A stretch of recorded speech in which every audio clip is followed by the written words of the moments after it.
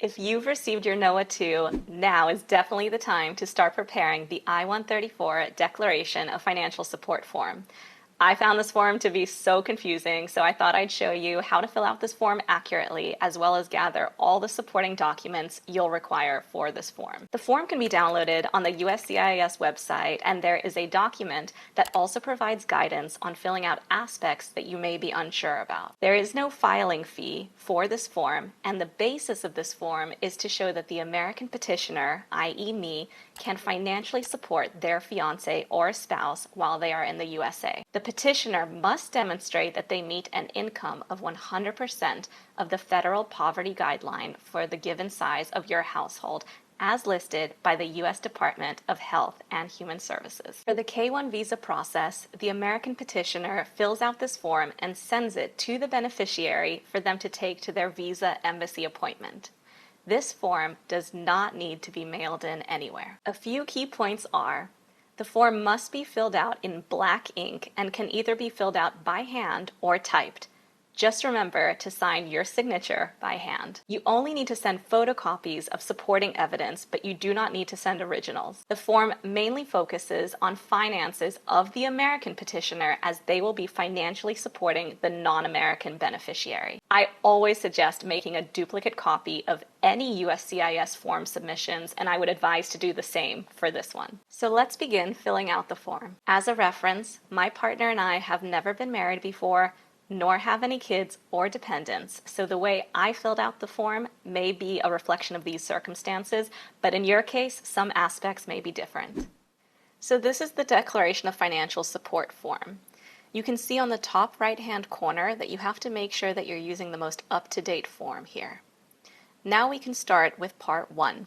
Part 1 is the basis for filing. So I am filling out this form on behalf of. I selected another individual who is the beneficiary, so that means I'm the petitioner filling it out on behalf of my beneficiary, and then I will send it to them. Part 2 is information about the beneficiary, or in my case, my fiancé. So this is my fiancé's last name, his family name, then his first name, and he does not have a middle name, but you'll see that I put N.A. So in every single government form that we fill out, if there's a box in which you cannot add anything or it's not applicable, always remember to add N.A. In terms of other names used, we also put N.A. across every single box. Then it asks for his date of birth, his gender, and then Part 5 here is the alien registration number, the A number. This can be found on your NOAA 2. So go back to your NOAA 2 and then find this A number and plug that in here. Now it wants to know my fiancé's place of birth, including the city, the state, the country, and then 7 here is his nationality or country of citizenship, which in his case is United Kingdom. Now 8 asks for his marital status, so I'm going to mark it as single, and then in other, again, I'm going to put NA. Now we move on to Part 2, continued information about the beneficiary, including his mailing address. So I'm going to put his mailing address overseas in London. That's going to ask for the street name, the number, the city, town, state, zip code, province, postal code, and country. And then 10 asks for the beneficiary's mailing address and physical address. Are they the same? In his case, we indicated yes, it is. So technically, we do not need to write any information in 11, but as I said before, we just filled in NA into every single box just so that the government doesn't think we've overlooked a section. So we have NA into there, and now we're up to this part, which is beneficiary's anticipated length of stay. So number 12 asks for the beneficiary's anticipated period of stay in the United States. My beneficiary is coming in on a K1 visa. So in the from date, I'm going to approximate or estimate 2 weeks after his interview, his embassy interview, and write that date in here. Remember to write in the date in the US format, which is month, day, and year. And then the 2, in terms of when he's going to be leaving the United States, because he's coming in on a K1 visa, we marked in no end date. So he will be staying in the United States, obviously, for us to get married. Now I'm going to keep scrolling down to Part 2. This is continued information, financial information about my beneficiary or my fiancé. So this form is really for the petitioner to demonstrate that they can financially support the beneficiary. So in this case, for number 13, I marked in my fiance's name, I marked in his date of birth. For relationship to the beneficiary, I wrote beneficiary, and then I put his income as 0. I will be financially supporting him, so we marked it as 0 in this form for his income. In terms of the total number of dependents, we put NA because he does not have any dependents, and then we put 0 for the total at the bottom. 14 and 15 is going to ask for whether the beneficiary's income is going to come from any illegal activity or source, and so we marked no and then wrote in none. Now if I keep scrolling down here, it wants information about my beneficiary's assets. Again, in our specific case, I will be completely financially supporting my beneficiary, so I am going to mark NA, NA, NA across this entire table. I will not be listing any of my beneficiary's assets. It's just about my information. Now we move on to part 3, which is information about the individual agreeing to financially support the beneficiary. So now this is my information. So number 1 is going to ask for my last name, and then my first name, and in my case I have no middle name, so I'm going to put NA. For number 2, it wants other names used. I'm going to put NA across all of those boxes. Then it wants to know my current mailing address, so I'm going to write in my current mailing address in New York, including the street number, the apartment number, city, state, zip code, and country. Now if I keep scrolling down here, it wants to know if my current mailing address is the same as the current physical address. So I'm going to mark that as yes. And then again, for every single box, just remember to put NA so that the government doesn't think you've left anything unchecked. Now we go into other information. It would like to know my date of birth, again in US format of month, day, and year. My place of birth, which is going to be the city, the state, in my case Florida, and the country United States. It wants to know my alien registration number, if any. I am a citizen, so I do not have an alien registration number. And then for USCIS online account number, if you have it, you plug it in here. We wrote none. Now it would like information on my immigration status. So my immigration status is a US citizen, so just fill that out accordingly. And then I put NA on all the other boxes. Now we go into my financial information. So this part wants to know my employment status. So I am full-time employed, so I'm going to mark employed. And for other, again, there's a box to fill in, and as I said before, I just keep putting NA. So for section 12 here, it wants to know if you're currently employed, what is your profession? So I'm going to put that into box A here. And then it wants to know the name of the employer in this box here. I am not currently self-employed, so I'm just going to put NA here. Then for number 13, it wants to know my employer's mailing address. So I'm going to add that in here, including the street number, apartment number, city, state, zip code, etc. After the employment information, it wants to start asking questions about my financial information. So this is the part about income. So please provide all of the information requested in the table below about yourself, all your dependents, and any other individuals that you financially support. So this is going to be my income, so I'm going to add in my first, middle, and last name here. I'm not going to add in my fiance's name. I am then going to add in my date of birth, relationship to the individual agreeing to financially support. I am going to write self. And then the income contribution to the beneficiary annually. So this is going to be my annual income, so I'm going to type that in here. I do not have any dependents, so I'm going to write NA, and then I'm going to write the total at the bottom of this table.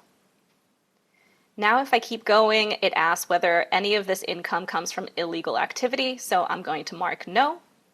And then if I answered yes, you mark that in here, but we marked NA. So that was the income section for me, the petitioner, and now we're going to go into the assets. So in terms of assets, it wants me to attach any information that supports the assets that I have. So the full name of the asset holder, my name is on both of these assets. One is going to be my checking account and one is my savings account. You can see that there's a drop down here with a bunch of different options, so just select whichever one is applicable to you, and then add in the amount in US dollars for the cash value. Then you're going to total it up for the total US dollar cash value. If I scroll down here, question 18 is asking whether I've previously submitted a form I-134 on behalf of any other person outside of the beneficiary listed. So we mark this as no.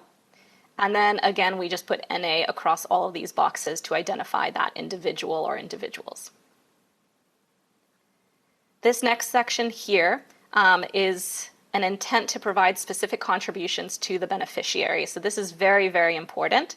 So this piece 21 says and you want to mark intend to make contributions to the support of the beneficiary named in part 2. Then it would like you to explain the contribution, and we needed a little bit more space, so we wanted to add our explanation in part 8. So all we wrote is please see part 8 for my declaration of support to my beneficiary, and I put his name there.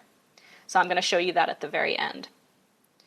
Part 4 just talks about beneficiary statement. So this has to do with whether the beneficiary can read and understand English or whether they needed an interpreter. If you have a contact phone number for the beneficiary, you can add that in here, and email address. The beneficiary's certification that everything that you have submitted is true and can be held up in the court of law. So you want to add their signature in here, and then the date of that signature. Part 5 is information that I am filling out as the petitioner agreeing to financially support the beneficiary. So I indicated that I can read and understand English and that I understand everything in this declaration. I put my contact information, including my daytime phone number in the United States, mobile number, and email address. And then if I scroll down here, this is very, very important. I need to make sure that I sign this as a wet signature with pen and paper, so do not do any of the digital signatures on any program. And then it wants to know the date of which we signed it. So this part here, the signature, is very, very, very important, so do not forget the signature piece. Part 6 is if you used an interpreter to have their contact information, certification, and signature. We did not use an interpreter, so you'll see NA across all the boxes here. This is the interpreter's mailing address, if applicable, and their contact information. Part 7 is going to be the person preparing the declaration. So if you have someone preparing your declaration, you're going to have to fill out this section here with the preparer's full name, as well as the name of their business or organization. We did not have a preparer, so we just put NA for all of these boxes. It wants the preparer's mailing address. Again, in our case, it was NA, contact information, and then their statement and signature. As I said before, we needed to add additional information for Part 8. So for Part 8, similar to the I-129F, you're going to need to put in details of the petitioner's given name, last name, middle name, and any A number that's applicable to the petitioner. And then you can start adding in different components where you needed extra space. So for us, we needed extra space on page 8, Part 3, and item 21. And this is what we put as our declaration. So I, the petitioner, fully intend to financially support my beneficiary. I will provide them with housing, food, and money and residency, etc. Then at the very bottom, it's very important that you sign it. So that's why I wanted to emphasize this. Just make sure that you sign that declaration here. What you're also going to need in addition to the I-134 form is a bunch of supporting evidence. So this is the list in the I-134 instructions for the supporting evidence that they advise you attaching. The first one is a statement from an officer or bank for the financial institutions that you have deposits or money, outlining the date the account was opened, the total amount deposited for the past year, and then the present balance. So we went and got those statements from my banks. Then it wants to have a statement from your employer or business stationery showing the date and nature of employment, the salary paid, and whether the position is temporary or permanent. So we got those from my employer as well. And the next one is a copy of the U.S. federal income tax returns filed, or a tax transcript.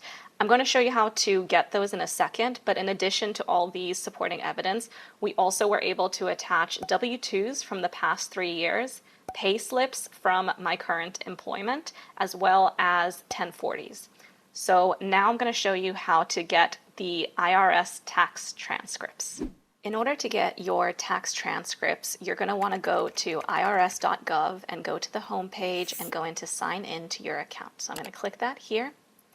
And then you have 3 different types of sign-ins. I'm going to go to individual, sign in to online account.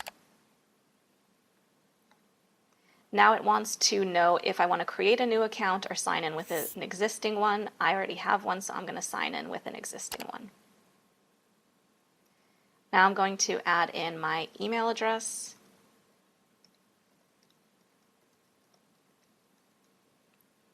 And password and click sign in. It's going to send me a text message now. And now I'm just going to get the 6-digit code. And press continue. From here, you're going to want to go to the records section in the bottom right-hand corner for view tax records. Now in the bottom right-hand corner again, you'll have get transcripts online. And then a new window opens asking for the reason that you need a transcript. So in this drop down here, you're going to select immigration. For the customer file number, this we left blank and we just click go.